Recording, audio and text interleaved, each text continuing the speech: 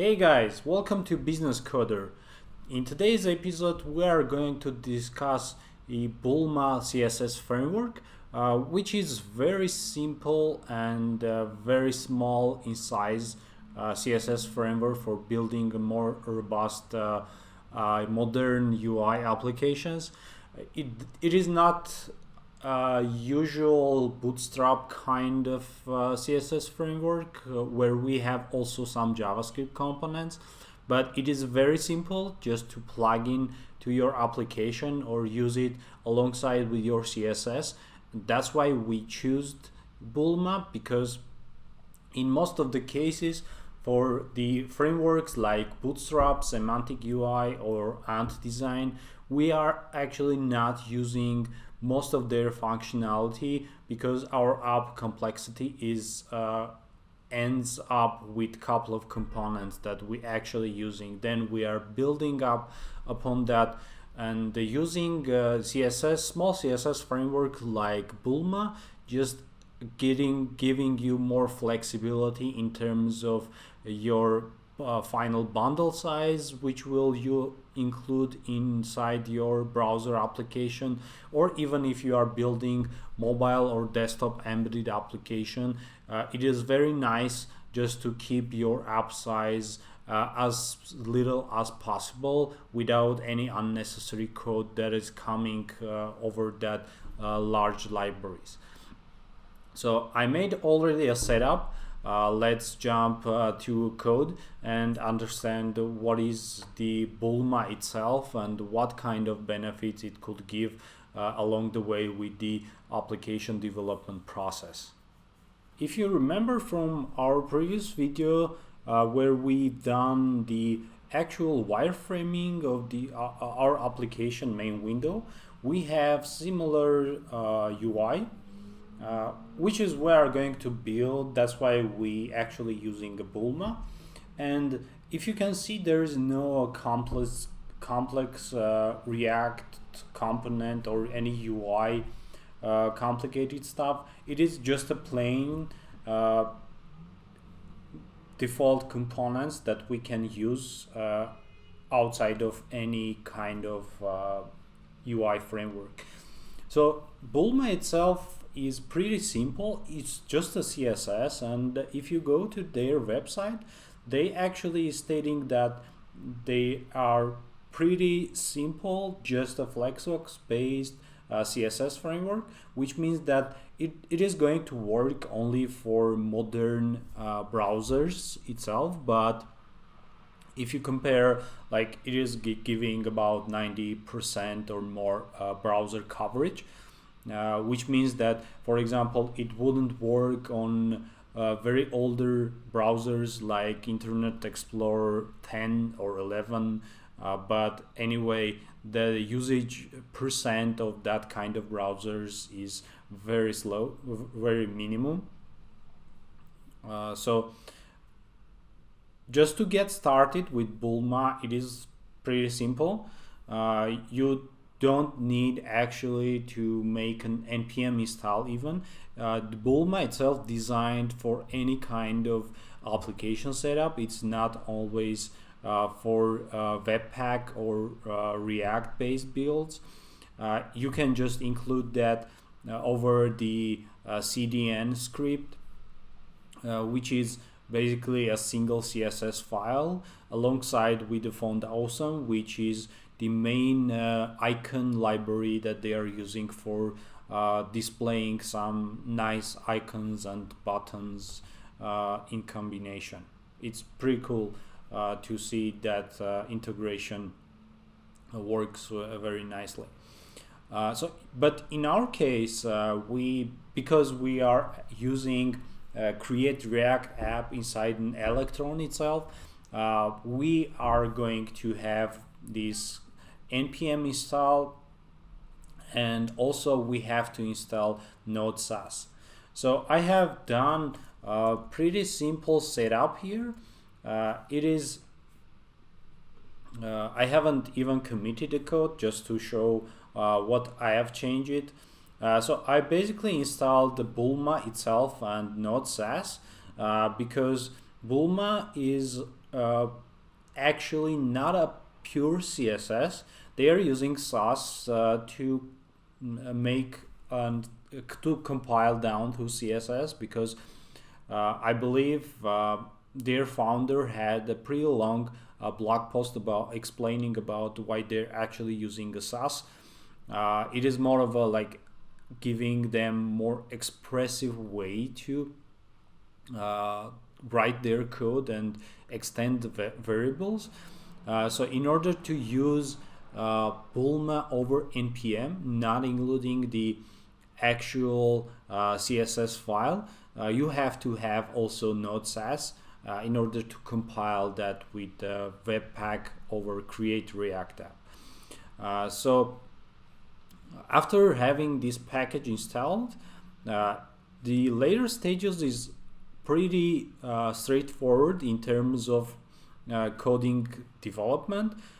It's just the same as using other Sass based libraries. So you are basically importing that, which is the main file is not actually a Bulma itself package, but the Sass file. This is not documented well.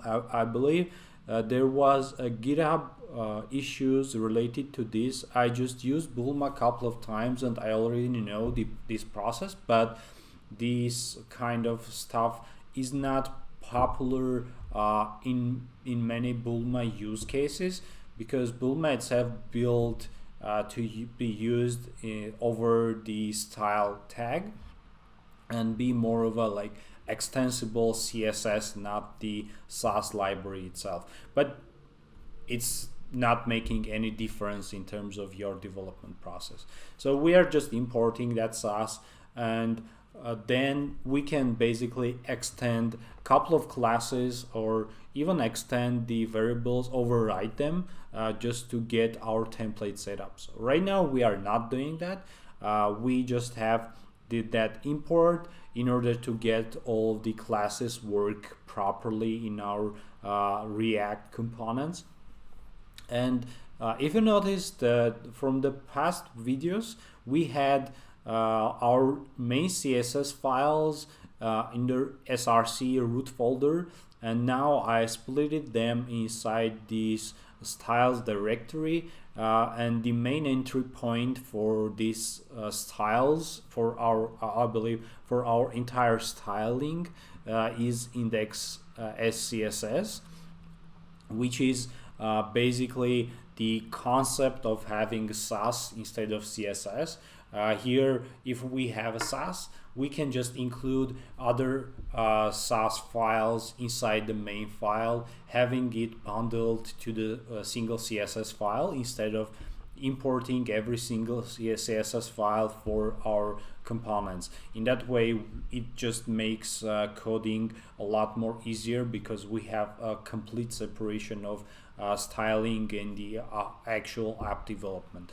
And this SCSS file is actually included in our index tsx file, which is the main React render entry point that we have. And we are basically just importing that without anything. Webpack or create React app process will automatically compile that, will make a complete CSS and will output that file. So we don't worry about that. It just happens automatically out of the box. So I just wanted to demonstrate a couple of things that Bulma is doing and the main concept that it contains. So the overall process is completely different from the Bootstrap. I believe you should be familiar with Bootstrap process, but this one is a little bit different. You don't have like the columns grid definition same as we have in a couple of other frameworks similar to Bootstrap. Here the concept is that everything that starts inside your body should start from the section, which is the main separation between multiple content definitions. So for example, if you have a blog explaining what your product does and you have a blog more of a like call to actions, they should be separated into section. So it doesn't mean you can't do anything other than that, but the whole idea behind Bulma is just to have a section, then container, which responsible for shrinking the child content based on monitor size, and it's also notifying in terms of like a CSS classes to down grids columns just to shrink their sizes or stock items based on the mobile or desktop sizes. So what we have here is actually section. We have pretty basic stuff here, so we will have only one section. We don't need a couple of them for now. For our desktop application, it is similar to this. So we have one section here and two columns. One column are one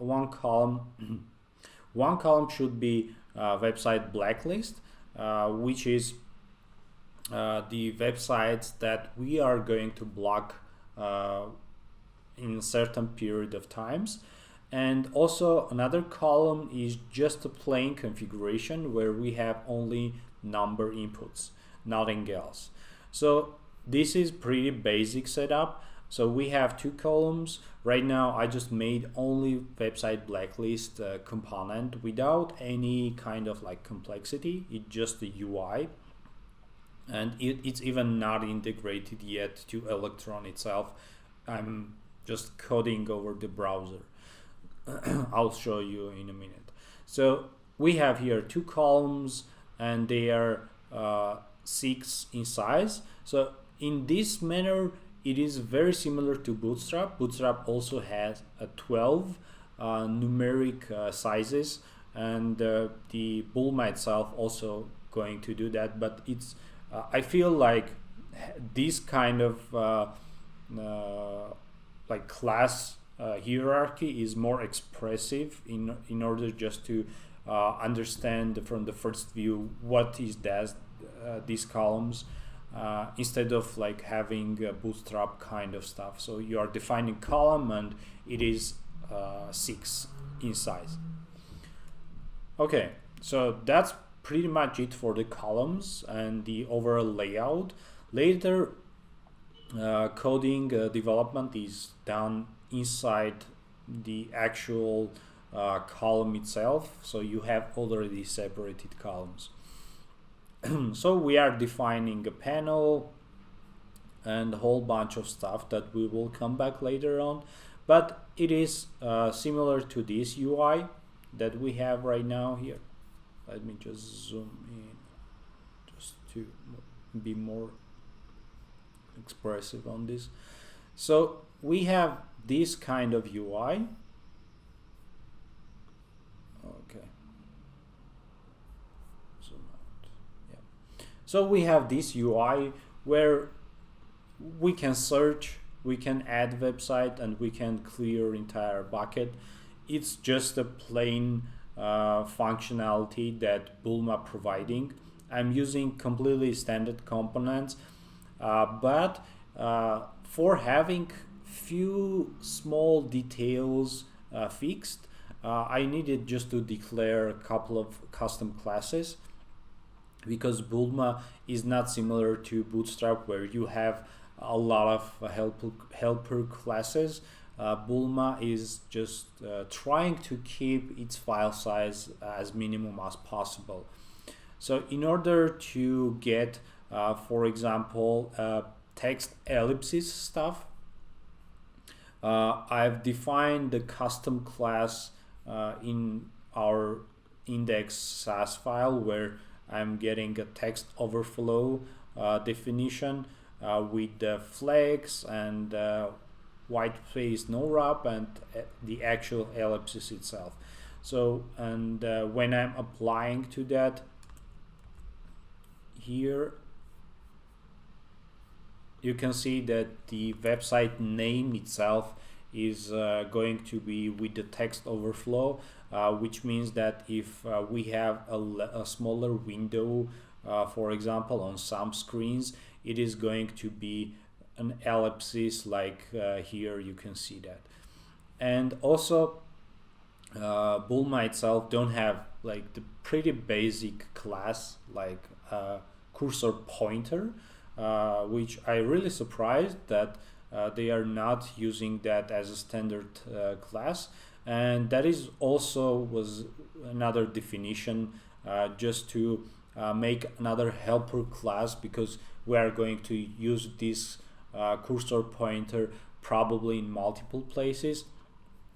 And you might ask, obviously that was my question also for the first time, why we actually not using the a tag, and we are trying to make a cursor pointer on some objects.